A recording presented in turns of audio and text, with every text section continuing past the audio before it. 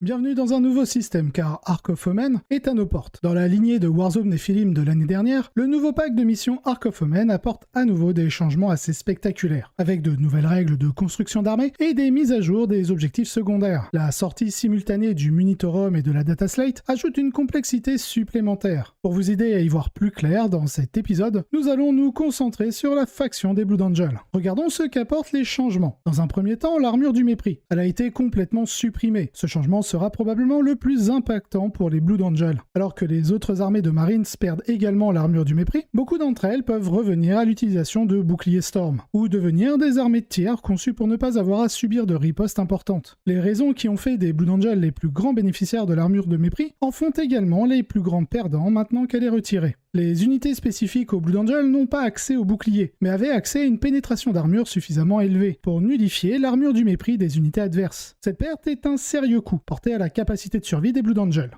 Un autre changement majeur, les points. Comme pour la plupart des chapitres Space Marine, les Blood Angels ont reçu un large éventail de réductions de points et d'équipements gratuits. Cela fait des choses un peu étranges aux listes standards à base de jump pack. La garde sanguinienne reçoit des gantelets énergétiques gratuits. La compagnie de la mort est légèrement plus chère, mais reçoit une réduction sur les gantelets et les marteaux, ainsi que la gratuité des autres armes énergétiques. En plus de tout cela, les deux unités voient leurs pistolets gratuits. Tout comme nous l'avons vu dans le Faction Focus Space Wolf avec les armes spéciales et combinées, nous allons voir les unités de garde sanguinienne et de la compagnie de la mort profiter de leurs pistolets infernaux. À partir de maintenant, la garde sanguinienne fera probablement un mélange de gantelets et de hache en carmine, voire d'épée en carmine, car à l'heure actuelle, les deux sont largement viables. Bien que ce ne soit pas impossible de prendre exclusivement que de gantelets pour rechercher à fiabiliser les blessures contre n'importe quelle cible. Quant à la compagnie de la mort, cela semble très simple. Une hache ou une épée énergétique accompagnée d'un pistolet inferno pour chaque figurine de l'unité, avec une unité entièrement équipée de marteau pour agresser dès le début avec Forlorn Fury en cas de premier tour. Mais Fiston est un grand gagnant ici. Il était à la limite d'être une unité que l'on peut inclure à 140 points, mais maintenant qu'il est à 125 points, et avec l'emplacement QG supplémentaire dans le détachement Ark of Omen, il est très bien. Il y a d'autres baisses en points mineurs et Gabriel 7 a perdu 15 points. Mais le dernier changement majeur spécifique au Blood Angel concerne le Predator Ball. Auparavant, ce char coûtait 110 points et ne possédait rien d'autre qu'un canon Flamestorm assez terne. Désormais, ces améliorations optionnelles auparavant coûteuses sont désormais gratuites. Un Predator Ball peut recevoir gratuitement un canon d'assaut jumelé et deux bolters lourds, un Storm Bolter et un Hunter Killer Missile. C'est une machine à saturation qui vous coûtait autrefois 160 points et maintenant seulement 110. Cela me semble intéressant de perdre la saturation des Bolters Angelus des sanguiniens pour des pistolets infernaux et chercher cette saturation chez le Predator Ball. Mais seul l'avenir nous dira s'il sera utilisé. Dans les autres changements, nous avons la nouvelle balance Data Slate, qui a apporté une nouvelle capacité au Space Marine. Cela ressemble exactement à la règle du scénario Death and Zeal, objectif purgé, avec la particularité que c'est uniquement avec une unité de troupes. Cela devrait être un changement agréable pour les troupes Space Marine et une bonne combinaison avec leur baisse en points. Avec les emplacements en plus limités du nouveau détachement Ark of Omen, une escouade ou deux d'un cursor, voire d'infiltrator, se retrouveront probablement dans la plupart des listes comme moyen d'empêcher l'adversaire de s'étendre sur le champ de bataille trop facilement, tout en étant capable de tenir des objectifs dans le No Man's Land. J'ai tout de même ma préférence pour les infiltrateurs, afin de neutraliser les stratégies d'arrivée sur le champ de bataille. Les doctrines se voient modifiées, enfin. C'est plutôt un retour en arrière. Pour ceux qui s'en souviennent, on revient à ce qu'étaient les doctrines en 8e édition, car nous ne sommes pas obligés d'en changer. Nous pouvons rester indéfiniment dans la doctrine souhaitée. Cela favorise massivement les chapitres basés sur la doctrine Devastator comme les Iron Hands. Cela reste un avantage décent pour ceux souhaitant rester dans la doctrine tactique comme les Ultramarines ou les Salamanders, mais n'apporte aucun avantage supplémentaire aux armées visant la doctrine d'assaut comme les Blood Angel, White Scare ou Space Wolf. Cependant, cela peut ouvrir un nouvel archétype pour ces armées, pour tourner autour du noyau de tir, afin de rester en doctrine Devastator, tout en utilisant des capacités pour fournir la doctrine d'assaut à certaines unités.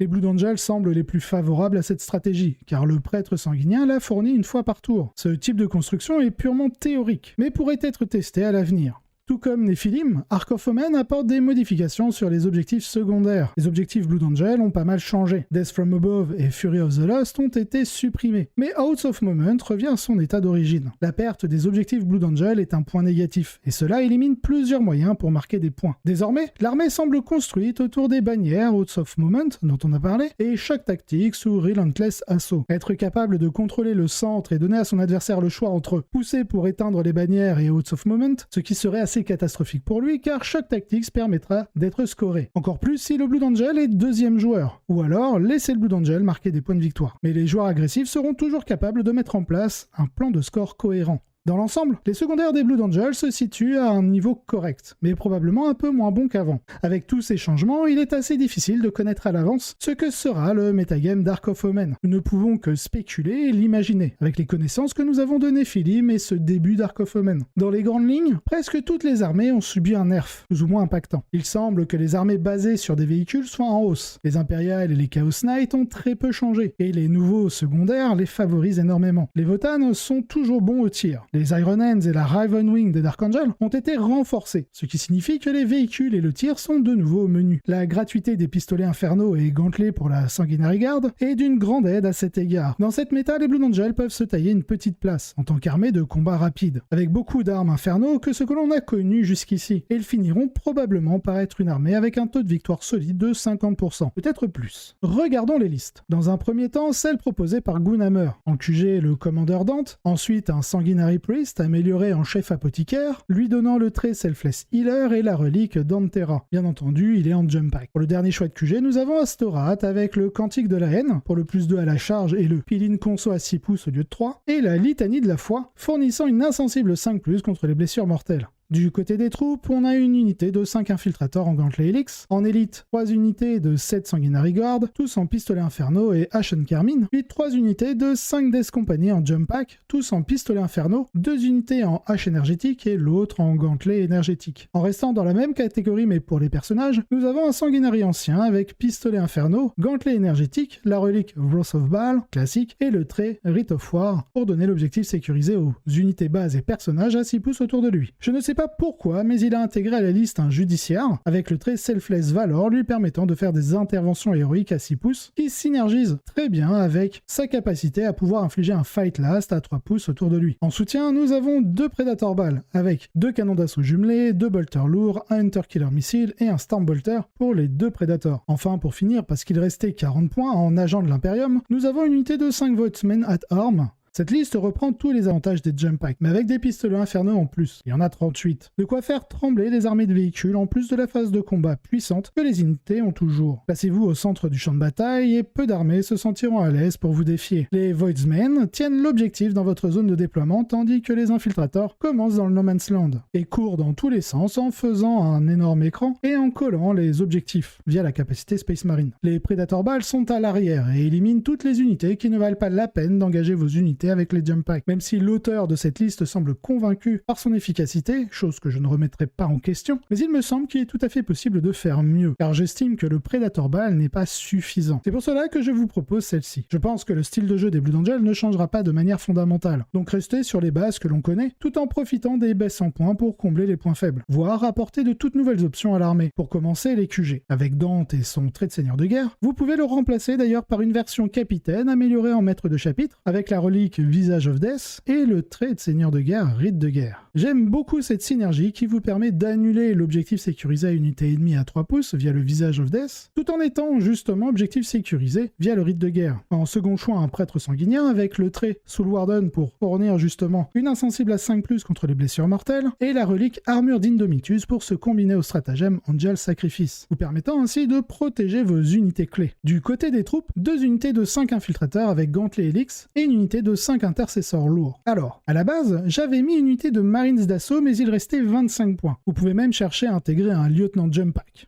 Bref, à vous de voir pour remplacer ces intercesseurs lourds. En élite, nous avons 3 unités de 7 Sanguinary Guard, tous en pistolet inferno, une unité entière en gantelet énergétique pour faciliter le taux de blessure, et pour les 2 autres, vous avez le choix entre les haches et les épées, car depuis la perte de l'armure du mépris, les 2 se valent réellement. Ensuite, nous avons 3 unités de 5 Death Company, la première unité avec 4 marteaux tonnerres pour ouvrir la possibilité de Forlorn Fury, comme nous l'avons vu dans la liste précédente, et les 2 autres unités en pistolet inferno, et pour l'arme de corps à corps, épée ou hache énergétique selon vos préférences. En dernier choix d'élite, nous avons le Sanguinary ancien avec la relique Wrath of Baal et le trait de seigneur de guerre Rite de guerre. Bien entendu, si vous avez favorisé la version capitaine, vous pourrez mettre le Soul Warden sur ce personnage plutôt que votre Sanguinary Priest. À vous de faire vos choix. Pour finir avec les unités de soutien, nous avons un Whirlwind pour obtenir un outil contre l'Overwatch et infliger un Fight Last, un combattant dernier, via le stratagème Suppression Fire. Et j'ai rajouté 2 unités d'Eliminator, tous en fusil laser et le sergent en Bolt Instigator pour profiter du double mouvement. Cela facilite la prise d'objectif, la création d'écran et ouvre le choix du secondaire Blood Angel Relentless Assault qui vous demande d'avoir plus d'unités dans la zone de déploiement ennemie que celui-ci n'en a dans la vôtre. Au niveau des choix de secondaire, la liste permet de prendre les bannières, car vous avez beaucoup d'infanterie, Relentless Assault, grâce aux éliminators et aux différentes unités de jump pack, vous pouvez justement tenter ce type d'objectif avec une agression en début de partie via les éliminators, et ensuite l'arrivée de vos unités de jump pack. Ou alors vous avez le Shock Tactics. Ce sera à vous de faire le choix entre ces deux objectifs par rapport à la liste de votre adversaire. Et enfin, dernier objectif possible de prendre, nous avons Oath of Moment. Donc à vous de choisir. Les Blood Angels sont les plus grands perdants de la disparition de l'armure du mépris par rapport à tous les autres chapitres Space Marine. Mais ils profitent des grandes baisses en points, ce qui leur permettra d'inclure des ressources qui ouvriront leurs options de jeu, sans que leur mécanique principale ne change. Certes, elle perd en résilience, mais les Blood Angels ne comptaient pas vraiment sur l'armure du mépris pour survivre. Ils comptent surtout sur leur mobilité et les décors pour se mouvoir à travers le champ de bataille.